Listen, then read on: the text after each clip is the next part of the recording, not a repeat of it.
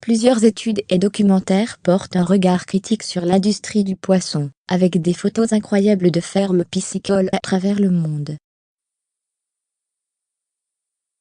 Beaucoup ont encore une vision plutôt romantique de la pêche, mais en matière de production alimentaire à grande échelle, l'image est en fait plutôt sombre. La pêche aujourd'hui est confrontée à une série de problèmes graves, de la surpêche, de la pollution chimique à la mutation génétique suite aux expositions toxiques. Certains considèrent que par le biais de l'agriculture intensive et la pollution mondiale, la chair des poissons que nous mangeons est transformée en un cocktail chimique mortel. Malgré cela, le commerce du poisson est en plein essor. L'aquaculture se présente comme une solution durable à la surpêche. Mais en réalité, les fermes piscicoles causent effectivement plus de problèmes qu'elles n'en résolvent. Il y a vraiment peu de différence, en termes de pollution de l'environnement, entre les parcs d'engraissement terrestres et ceux aquatiques. En regardant les produits chimiques utilisés dans les élevages de poissons en Norvège, Kurt Kelv, un militant écologiste norvégien respecté, pense que l'élevage du saumon est une catastrophe à la fois pour l'environnement et pour la santé humaine. Sous les fermes de saumon parsemées à travers les fjords norvégiens, il y a une couche de déchets de 15 mètres de hauteur, débordante de bactéries, médicaments et pesticides. Bref, tout le fond marin a été détruit, et puisque les fermes sont situées dans des eaux libres, la pollution de ces fermes n'est nullement maîtrisée. Une ferme de saumon peut contenir plus de 2 millions de saumons dans un espace assez restreint. Cette surpopulation entraîne des maladies, qui se propagent rapidement chez le saumon stressé. Selon Odd Kelv, les poux de mer, la maladie du pancréas, PD, et le virus de l'anémie infectieuse du saumon, ISA, se sont répandus à travers la Norvège, mais les consommateurs ne sont pas informés, et la vente de ces poissons malades se poursuit toujours. Un certain nombre de pesticides dangereux, parfois connus pour avoir des effets neurotoxiques, sont utilisés pour conjurer ces agents pathogènes. Le poisson a toujours été considéré comme un aliment sain, mais selon Odd Kelv, aujourd'hui le saumon d'élevage est l'un des aliments les plus toxiques au monde.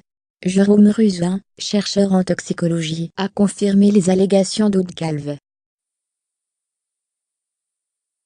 Il a testé plusieurs groupes d'aliments vendus en Norvège, et en effet, le saumon d'élevage contient la plus grande quantité de toxines, et avec une importante marge. Dans l'ensemble, le saumon d'élevage est 5 fois plus toxique que tout autre produit alimentaire testé. Lors d'études portant sur l'alimentation animale, les souris nourries au saumon d'élevage deviennent obèses, avec des couches épaisses de graisse autour de leurs organes internes. Ils ont également développé le diabète. Les pesticides utilisés affectent l'ADN du poisson, ce qui provoque des mutations génétiques. Des exemples inquiétants de morues déformées sont capturés. Ce qui est encore plus inquiétant est que, selon Odd Kelv, environ 50% de la morue d'élevage est déformée de cette façon. Et lorsqu'une femelle morue s'échappe, elle apporte ses mutations génétiques et ses malformations dans la population sauvage. Le saumon d'élevage souffre de mutations moins visibles, mais tout aussi inquiétantes. La chair du saumon d'élevage est fragile et se brise lorsqu'elle est pliée, une caractéristique très anormale. Le contenu nutritionnel est aussi sauvagement anormal. Le saumon sauvage contient environ 5 à 7% de matière grasse, alors que la variété d'élevage peut contenir entre 14,5 à 34%. De nombreuses toxines s'accumulent plus facilement dans les graisses, ce qui signifie que même lorsqu'elles sont élevées dans des conditions tout aussi contaminées, le saumon d'élevage contient beaucoup plus de toxines que le sauvage. Plus choquant, la recherche révèle que la plus importante source d'exposition aux toxiques n'est pas les pesticides ou les antibiotiques, mais plutôt l'alimentation. Point d'exclamation. Les polluants présents dans l'alimentation du poisson comprennent les dioxines, les polychlorobiphényls, PCB, et un certain nombre de médicaments et de produits chimiques. Alors quel est le problème avec l'alimentation du poisson? Pourquoi est-elle si toxique? Dans une usine norvégienne de nourriture en granulés pour poissons, l'ingrédient principal se révèle être l'anguille, utilisée pour sa haute teneur en protéines et en matières grasses, ainsi que d'autres poissons gras de la mer Baltique. C'est là où commence le problème, la mer Baltique est très polluée. Certains des poissons utilisés ont des niveaux élevés de polluants toxiques. En Suède, les poissonniers sont maintenant tenus d'avertir les clients au sujet de la toxicité potentielle des poissons de la Baltique. Selon les recommandations du gouvernement, vous ne devriez pas manger des poissons gras comme le hareng plus d'une fois par semaine, et si vous êtes enceinte, les poissons de la Baltique doivent être évités. Jean Isaacson, activiste suédois de Greenpeace, révèle quelques-unes des raisons de toute cette pollution. Juste à l'extérieur de Stockholm, il y a une usine de papier massif sur la rive de la Baltique qui produit des dioxines toxiques.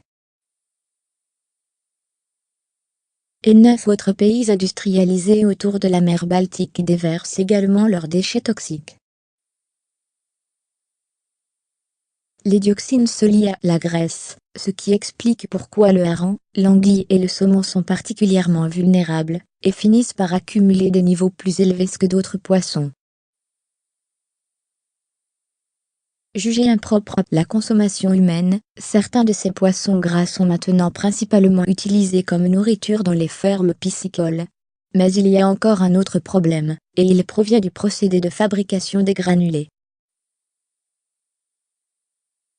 Les poissons gras sont d'abord cuits, donnant deux produits distincts, l'huile et la poudre protéinée. Tandis que l'huile a des niveaux élevés de dioxines et de PCB, la poudre protéinée confère davantage de toxicité au produit final.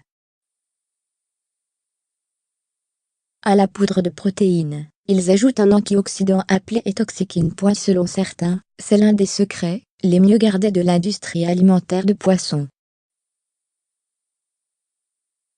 L'étoxyquine a été développée par Monsanto, dans les années 1950, comme pesticide. Son utilisation est strictement réglementée, alors pourquoi est-il ajouté aux croquettes pour poissons? Il y a quelques années, un laboratoire antifraude suisse a été surpris de trouver des niveaux extrêmement élevés de toxyquine chez les poissons d'élevage, environ 10 à 20 fois plus élevés que les 50 mcg par kilo autorisés dans les aliments dans l'Union européenne. Cette découverte a commencé à percer le secret. L'étoxyquine a été conçue pour être utilisée sur les fruits et légumes, mais l'industrie de poissons a découvert une autre nouvelle utilisation. Il l'ajoute à la nourriture en granulés pour éviter l'oxydation et le rancissement des graisses. Cependant, les fabricants de nourriture de poissons n'ont jamais informé les autorités sanitaires de l'utilisation de ce produit chimique. En conséquence, l'UE réglemente strictement les niveaux de toxyquine dans les fruits, les légumes et la viande. Il existe des normes, même pour les kangourous et les reptiles, mais pas pour les poissons. De plus, les effets de ce produit chimique sur la santé humaine n'ont jamais été établis.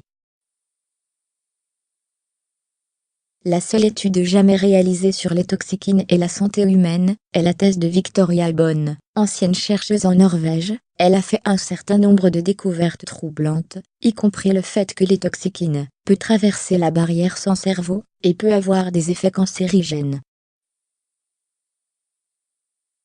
Bonne, comme beaucoup d'autres chercheurs, a subi des pressions pour quitter son travail de recherche, après que des tentatives ont été faites pour falsifier et minimiser l'importance de ses conclusions.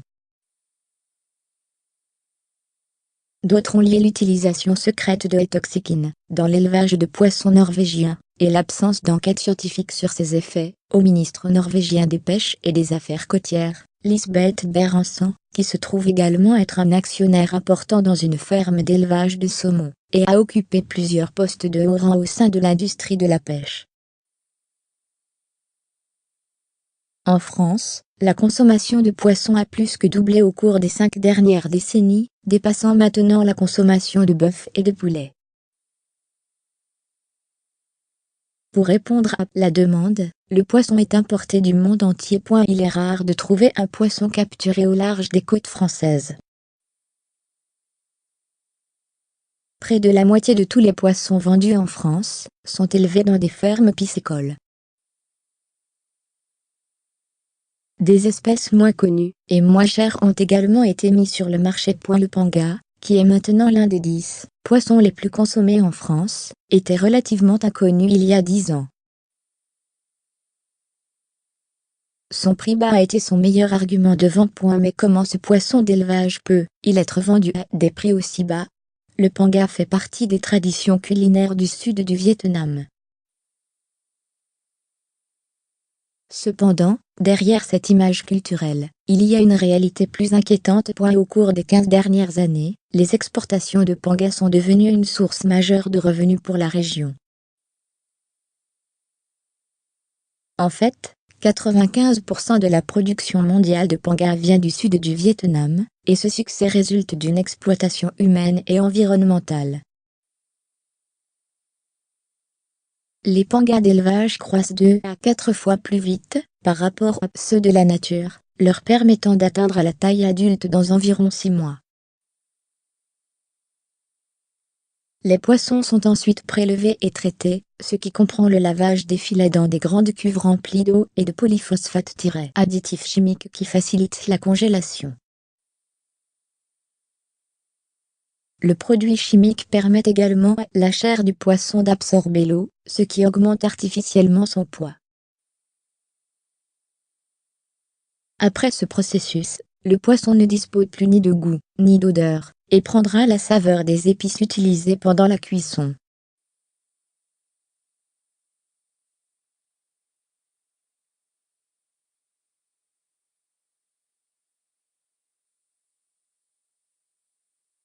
En 2009, le Fonds mondial pour la nature, WWF, a placé le panga sur la liste rouge des produits qui présentent un danger pour la santé humaine et environnementale.